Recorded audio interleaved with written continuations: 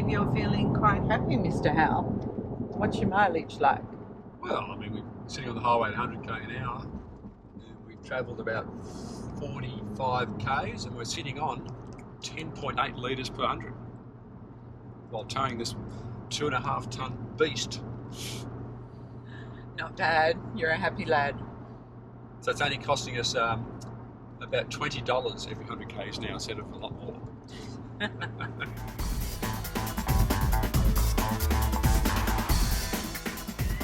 It's the beginning of the Easter long weekend and we're shooting away with friends down the highway.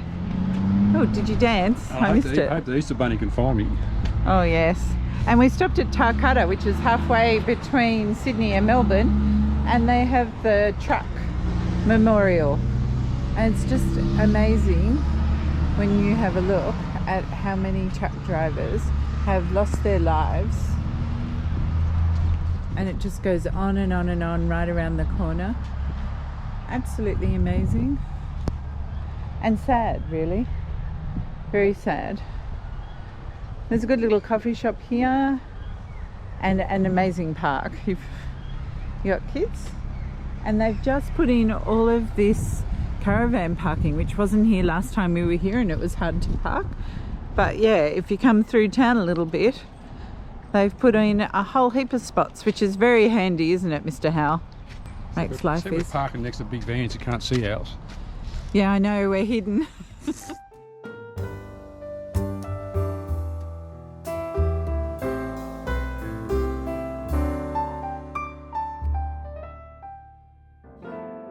Here we are, we've arrived for Easter. We're at Thowlga Hall. It's not far out of Corryong. It's the high country in Victoria. We're just inside the border. And this is the hall. Officially, we don't have access to the hall, but it's just opened at the moment and we're the first people to arrive. So I thought we'd go in and have a little look. And then if they come and lock it, at least I've had a sticky beak inside. But we do have access to toilets and showers as part of the hip camp that we've paid. Here we go. Wow, it's a pretty sweet setup. Come straight into the kitchen. Huge bench. All along.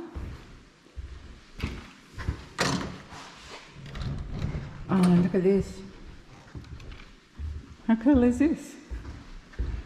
So there's the front door that you would normally come in. Beautiful lights everywhere and fans. And then look at the stage. Pretty cool, Mr. Howell. Born free as a whip. Okay, I think we'd rather him say a joke. Two goldfish were in a tank together. Right. One said to the other, "You know how to drive this thing?" Looking forward to a good weekend. We're hoping to go and do a little bit of driving around the place and get more comfortable driving off-road. We definitely need that before we go up to the Cape. And apart from that, it's just sitting and relaxing and enjoying ourselves.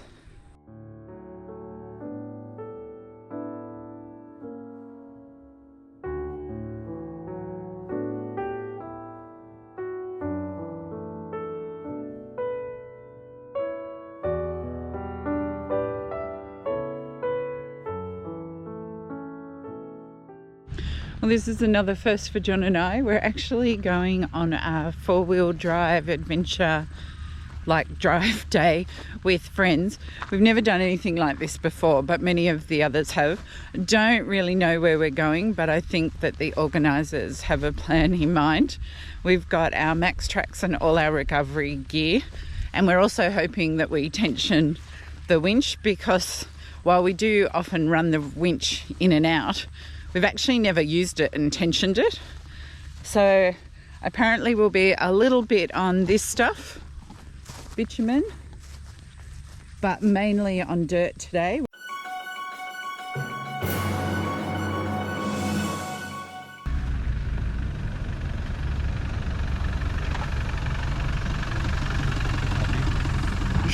Can I come too?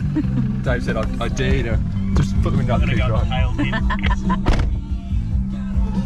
Here we go. Excited, Mr. Howell?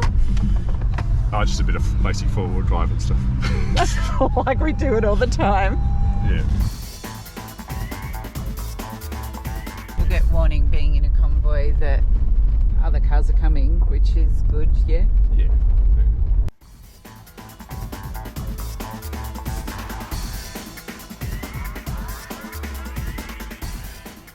For now, we've all just stopped and we're going to air down. We're at the beginning of Stockwell's track. And this will be the first time that we're actually airing down. It's pretty, so pretty.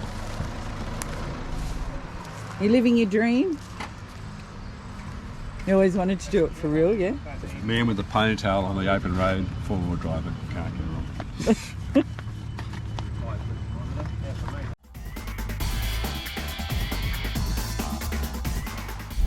Tire pressures are down. What did we decide to go with? I think I got at 32, I think. Yeah, everybody did different depending on their vehicle. So we'll see if we've guessed correctly. And we've just gone through a little talk about the procedures and like what's going to be said on the radio. Yeah, when we're going to turn off and the stuff like that. I'm trying to hang back a bit from the dust. So we've learned that if the head car will say left turn, and then you have to wait at your left turn till you can see the car behind you before you turn left, so nobody gets left behind. That's right. Oh yeah, we're just going to now enjoy the drive. But it's pretty already.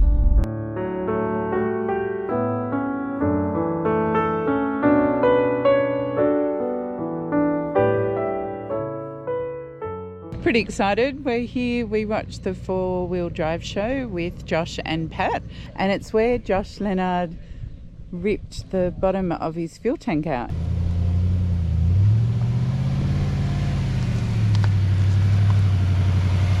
Easy when it's dry.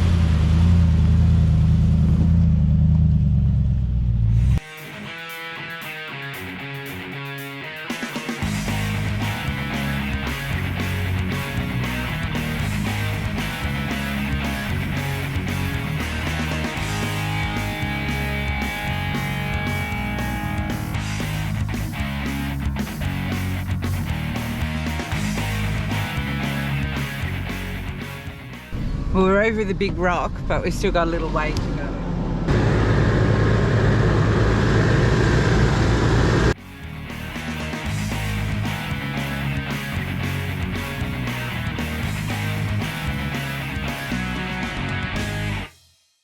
How did that feel, Mr. Howell? Makes you feel like a man. So we're all just, well, we're not. I'm not. But they're all talking how they're going to do it. Far enough up and stay a bit high on the track there. Yeah. So that slight slide down into the... Give it a go, eh? Don't want to be ending up in this. Turn back. Worried about dents more and going on the side. Oh, good boy. Put the mirrors in.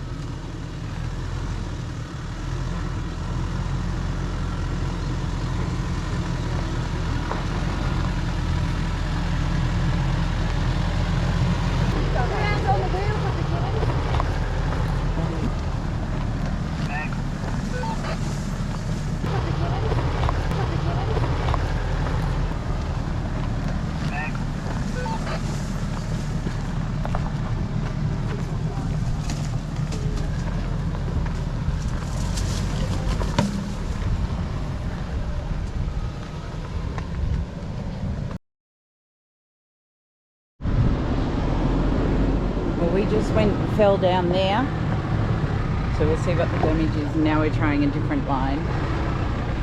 Oh my god, it's so close to that hole. I'll go that way.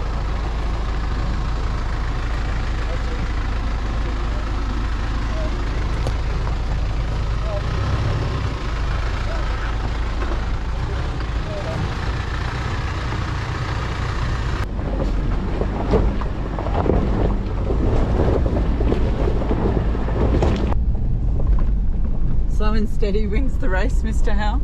Yeah. Just got to let the car do its thing. And now we're thinking we should have maybe taken the tyres a bit lower when we got to this bit, yes? Yeah, probably. But we didn't know. 5 or 6 per side. But look at that.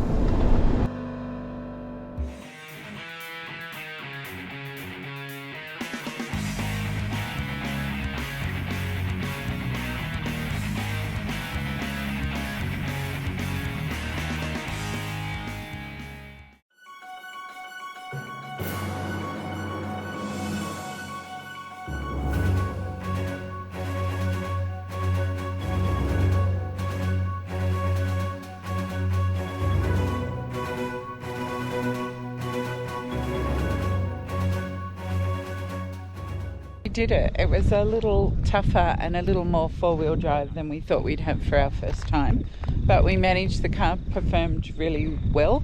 There's just at one stage we ended up down a rut, but all we had to do was reverse, and doesn't seem to be any damage to the car, so that's good.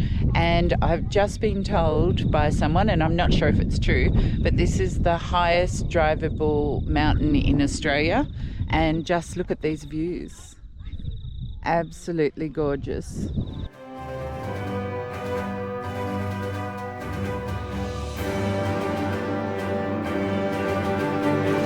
And you can just see from up here, there's just like roads and four-wheel drive tracks everywhere that you can follow.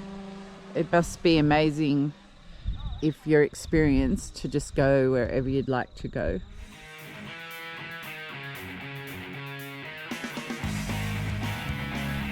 And I don't know if you can see, but it's all dead here.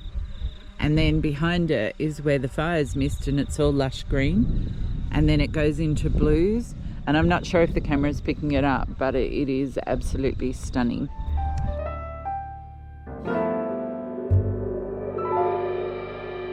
It's late morning this morning and day 2. Yesterday was a huge day.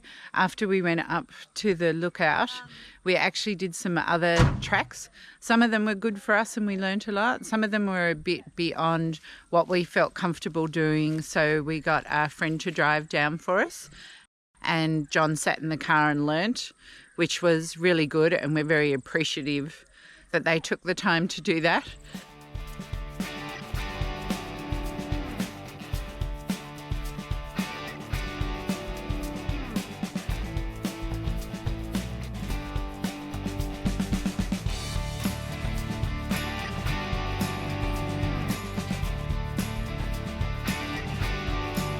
Anyway, we had such a great time during the day that we didn't get back till like nearly 8:30, I think it was, at night.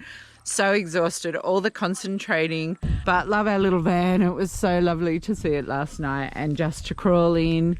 By the time we had our noodles, the shower water was hot. We both had showers and dropped into bed.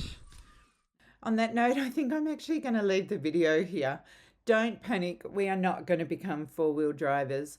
We just want the knowledge so that if there's somewhere that we want to go and see and we need to go over a bit of rough road, that we've got enough knowledge that we can ascertain whether it's safe for us to do. We learned so much. We're so grateful. And I'm going to leave it here. And next week, I'll show you all the other things that there are to do in the Corryong area, because we had a lovely 2 more days. So until next week, I will see you on the other side.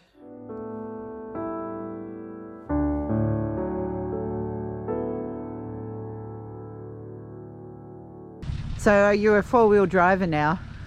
I've got the scars to prove it. Yeah, like blackberry bushes were the worst thing that happened to you, wasn't it? I was surprised how well cars, these four-wheel drives, can do these things. The operator's not real good, but the car is